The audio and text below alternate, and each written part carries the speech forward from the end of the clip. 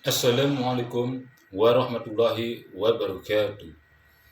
Perkenalkan, nama saya Jainal Arifin dari kelas A12, NIM 22811300555. Nah, di sini saya akan menerangkan tentang identitas digital. Yuk kita membahas langkah berikutnya. Langkah berikutnya yaitu yang pertama, menavigasi identitas digital. Nah, di sini identitas digital adalah serangkaian karakteristik struktur yang terekam yang dapat digunakan komputer untuk mengidentifikasi identitas. Berikutnya yaitu ada menavigasi identitas digital.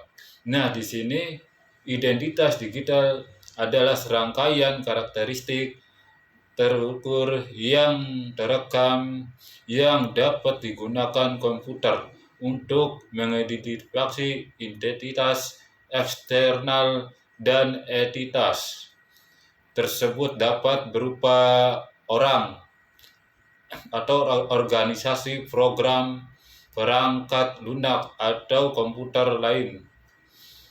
Di sini yaitu ada identitas digital, yaitu diantaranya representasi diri kita di dunia maya.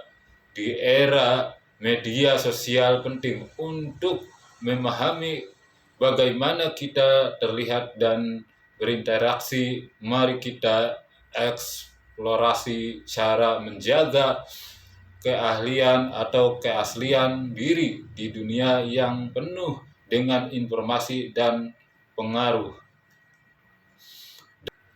Langkah kedua yaitu ada pengertian dari identitas digital. Apa sih yang namanya identitas digital itu? Yaitu identitas digital adalah yang mencakup semua informasi yang ada tentang kita di internet. Ini termasuk profil media sosial, yaitu komentar dan interaksi. Memahami komponen ini membantu kita mengelola citra dan reputasi online kita. Dan yang ketiga, yaitu ada media sosial dan diri kita. Nah, di sini sangat penting sekali media sosial yang ada di diri kita, yaitu media sosial memungkinkan kita untuk terkoneksi dan berbagi, namun ini juga dapat mempengaruhi persepsi orang lain tentang kita. Penting untuk bijaksana dalam berbagi informasi dan menjaga privasi. Itulah sangat penting media sosial, harus dijaga benar-benar. Dan langkah selanjutnya yaitu ada keaslian di era digital. Nah, di sini yang dimaksud keaslian di era digital yaitu menjaga keaslian di dunia maya adalah tantangan kita harus menyeimbangkan antara menampilkan diri yang sebenarnya dan beradaptasi dengan ekspektasi sosial. Ini membutuhkan kesadaran dan keberanian untuk tetap otentik. Dan langkah yang kelima yaitu ada dampak negatif identitas digital. Nah, dampak-dampak negatif di identitas digital itu sangat diperhatikan karena kehadiran online yang buruk dapat mengakibatkan konsekuensi serius, yaitu termasuk kehilangan kesempatan kerja. Penting untuk memahami bagaimana jejak digital kita dapat mempengaruhi masa depan. Nah, itu yang kelima, harus diperhatikan dengan dampak negatifnya. Dan langkah selanjutnya yaitu yang keenam, membangun identitas positif. Untuk menciptakan identitas digital yang positif, kita perlu berfokus pada konten yang membangun. Ini termasuk sangat diperlukan untuk menjaga diri kita untuk pencapaian pengalaman positif dan supaya kita menjaga identitas kita untuk identitas yang teraman dan baik. Langkah yang selanjutnya yaitu yang ketujuh, yaitu ada strategi keamanan cyber. Nah, di sini keamanan cyber yaitu menjaga keamanan identitas digital sangat penting.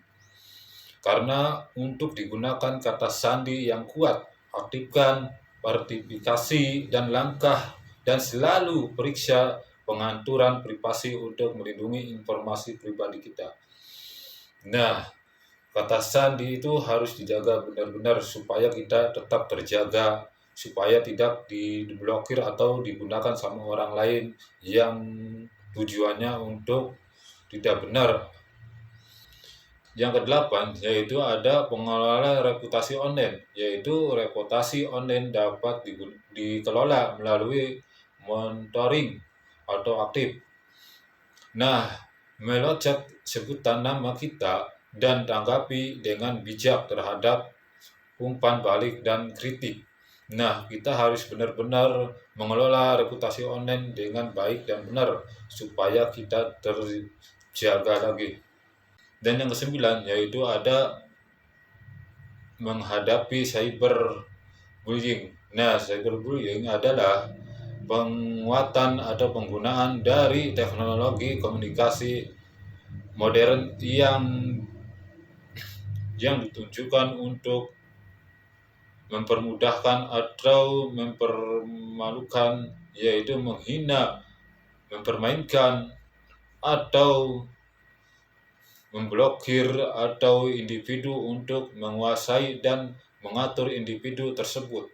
Dan yang 10 yaitu ada kreativitas dan ekspresi diri. Nah, di sini apa sih yang dimaksud dengan kreativitas dan ekspresi diri? Yaitu media sosial adalah platform untuk kreativitas dan ekspresi diri. Gunakan kesempatan ini untuk berbagi karya dan ide yang mencerminkan siapa kita sebenarnya tanpa takut akan penilaian. Nah, di situ harus jangan grogi menggunakannya, tapi harus dengan cara yang positif. Langkah yang ke-11 yaitu ada etika dalam berinteraksi.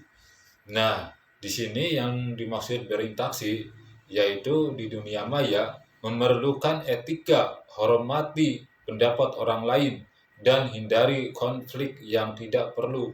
Dengan etika yang baik, kita dapat menciptakan komunitas yang lebih positif. Nah, kita harus dijaga etika dalam berinteraksi dengan orang lain supaya kita dihargai lagi. Yang ke-12 yaitu ada masa depan identitas digital. Nah, di sini perlu sekali adanya masa depan, cita-cita untuk mencapai tujuan supaya agar tercapai dengan baik dan benar. Yaitu identitas digital akan terus berkembang seiring dengan teknologi baru. Kita harus tetap adaptif dan produktif dalam mengelola kehadiran online kita untuk menghadapi tantangan di masa depan. Yang ke-13 yaitu ada kesimpulan tentang diri sendiri atau tentang identitas pribadi, yaitu identitas adalah refleksi diri seseorang yang mendefinisikan bagaimana ia berbeda dalam berperilaku dan bersikap. Identitas merupakan karakteristik unik yang membedakan orang yang satu dengan yang lain. Tidak ada satu orang pun yang memiliki identitas yang sama. Bahkan kembar tidak mungkin akan sama, karena identitas yang sama itu tidak mungkin, karena bahkan kembar sekalipun memiliki perbedaan identitas. Nah, di sini yang dimaksud kesimpulan identitas diri sendiri itu tidak mungkin sama orang lain meskipun kembar, karena identitas masing-masing itu berbeda. Sekian saja dari saya. Assalamualaikum warahmatullahi wabarakatuh. Terima kasih.